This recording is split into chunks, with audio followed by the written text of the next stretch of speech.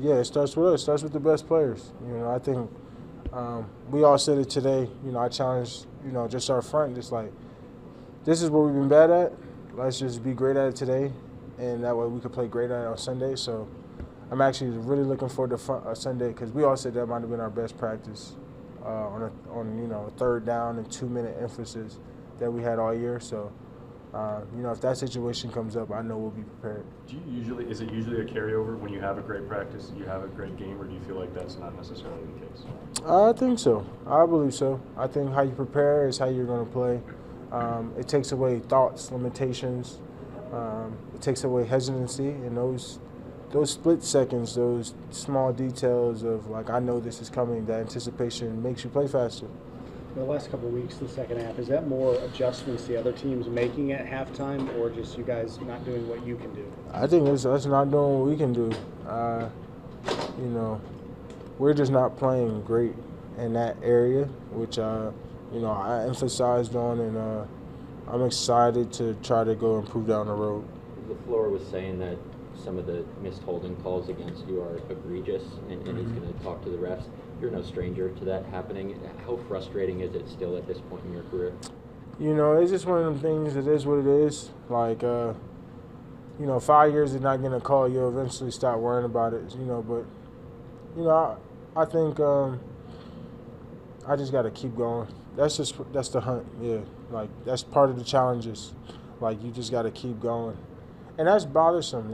That worries them. They know that. Like, that's the part of being one of the best. That comes with some territory where parts that you hate and the parts that the league lets go. Like, they know. Like, you could tell how they call the games. They don't call offsides for offense, but they'll call it on defense. They won't call offensive pass interference, but they'll call defensive pass interference immediately. Like, we know what they're trying to do. They want to load the points up so fans can be happy and.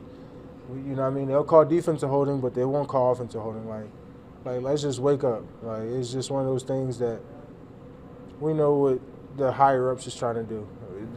Like, the ref would say, I know that's a hold, but what? Like, you're not gonna call it? Like, come on. Like, it's just one of those things that, like, I'm over it, and I'm gonna just have to keep going, push through it. Do you ever say anything to the refs during the game, or? Of course, I don't say anything before because it's all about just staying focused. Like I don't want to start the game off like, hey, am I going to get a hold today? Like, but if I sometimes I'm just like, all right, whatever. But sometimes like some egregious ones I do think should be called. Like I got pulled me to the ground. Like I just feel like those type of things like in those situations need to be called. Like they won't hesitate to call me for a neutral zone infraction and call a man offsides. Like you see the same things I'm seeing.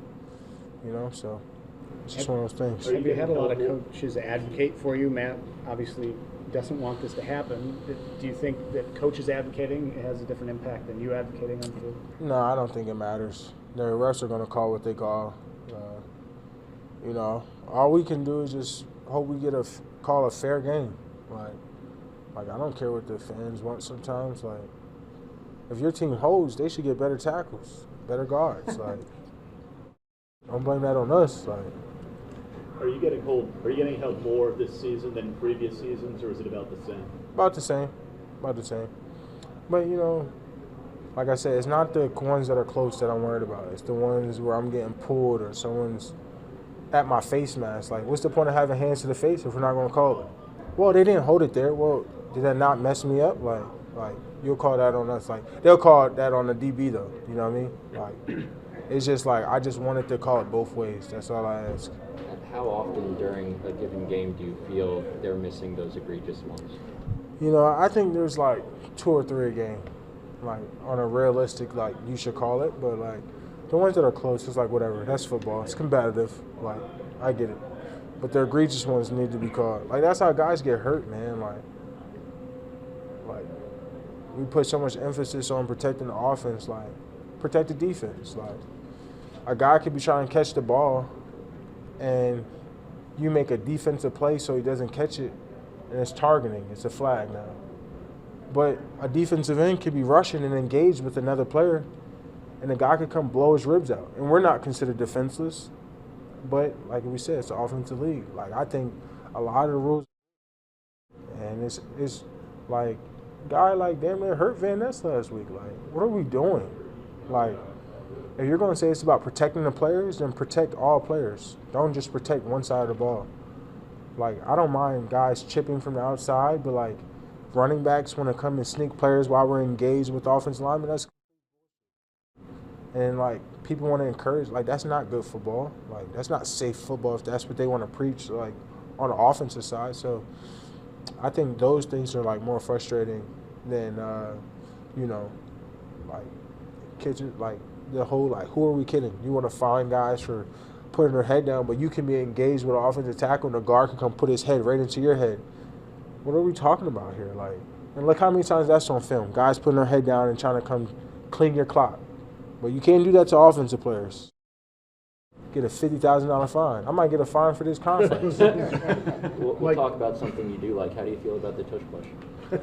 I mean, bro, how many times a guy got to leave early before they call it? Like, be serious. Like, I got, 2 neutral zone infractions? And I feel like one of them was real. But the other one's like, come on, like, they leave, I'm telling you, like, it's crazy, bro. Like, you could hit the quarterback in the face by accident, like, put your hand up. And they call roughing the passer. But an offensive lineman could jam your neck back like this and it's nothing. Like, it's just crazy to me, like, how the standards we set and we're allowing in the football league. Like, this ain't real football. When you get held seen like that. when you get held like you were a couple times the other day, how do you react in the next play? What do you have to do? I get them off me. There's nothing else I can do. Like, I'm fighting for my life out there. Like, that's how I live. Like, I'm fighting for my life. Like, not in the sense of like I'm truly fighting for my life, but like I'm fighting for my teammates. I'm fighting for me. Like, I'm trying to get to this quarterback. Like that's the mindset. Like, whatever that happens, next play. Like, next play mentality. But it's just a continuous mindset. Micah, you probably have seen the tush push as much as anybody, but in that division, these guys were the team that led the charge to try to get that play out. When you guys play them in a couple weeks, you think they're going to... If you ask the Eagles offensive players, probably say that's the best thing we're doing on offense right now. Like, it's the most consistent thing they got. Like, but that might come to bite me one day. But it is what it is. Like, I hate that play. Like, the whole league hates that play. Like, I don't think you'll find one defensive player in the league that's like, oh yeah, go tush push. Like, we got to learn how to stop it. You can't stop it if they're leaving early. Like, it's impossible. Like, it's an unfair advantage. Like, you got 320-pound momentum coming early on the play, like, whatever. But gotta find a way. Did you get poked in the eye on? I did. I didn't even get that call. Like, how do you think my whole face, like, pop the blood vessel in my face? Like, what are we doing here? Like, a guy can consistently keep putting his hands to my face. Like, what are we doing here? That happened in Cleveland too. Yeah, but that was like more fluky. But this one was like blatant, like literally popped the blood vessel in my face. You're gonna have to wear a shield or something. I changed my whole face mask. Like, I was like, guys, it's going to my face. I gotta protect my face. It's pretty. Did you do this week? I changed it mid-game, so it wouldn't happen again.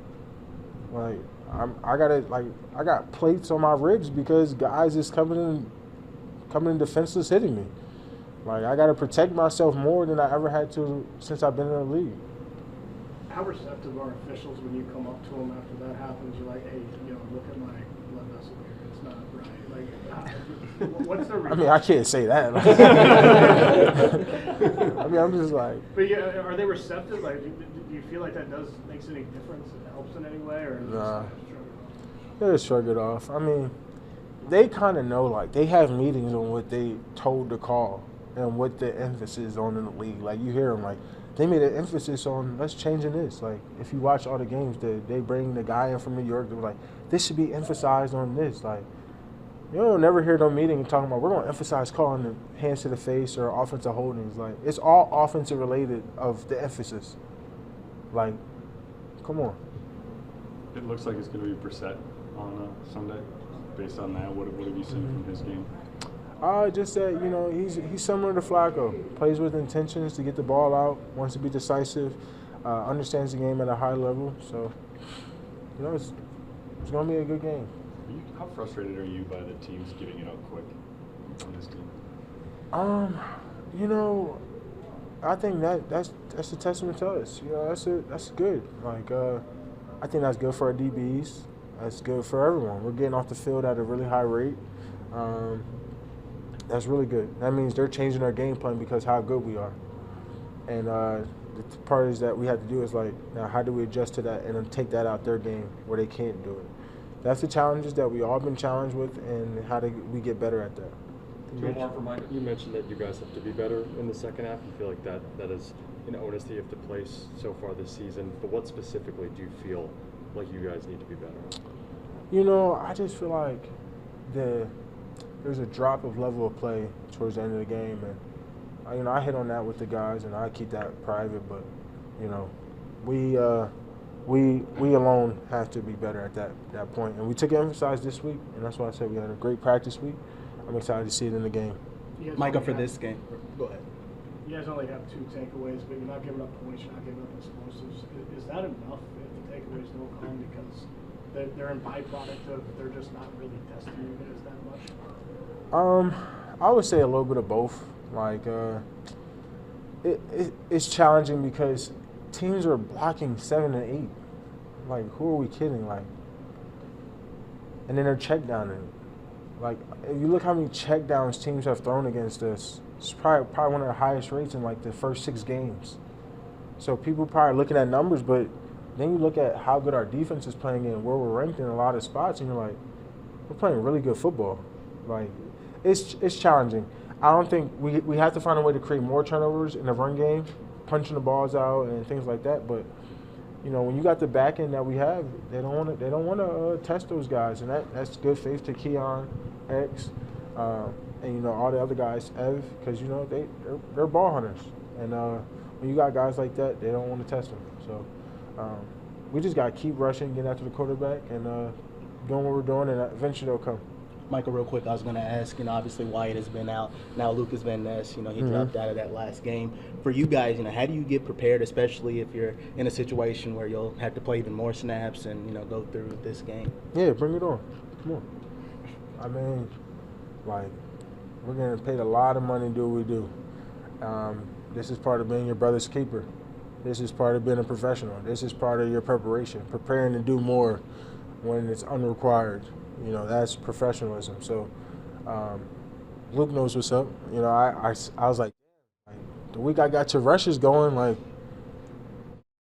I'll be back. I was like, I know you will. Like, come on, brother. Like, I got you. We're going to hold it down, and we'll see you when you get back. But, take your time, obviously, saying how he's trending, how much he's getting better. You know, I hurt for him because the progression and everything that he's doing to become a better football player. But, you know, just get healthy, and, you know, we're going to take care of business until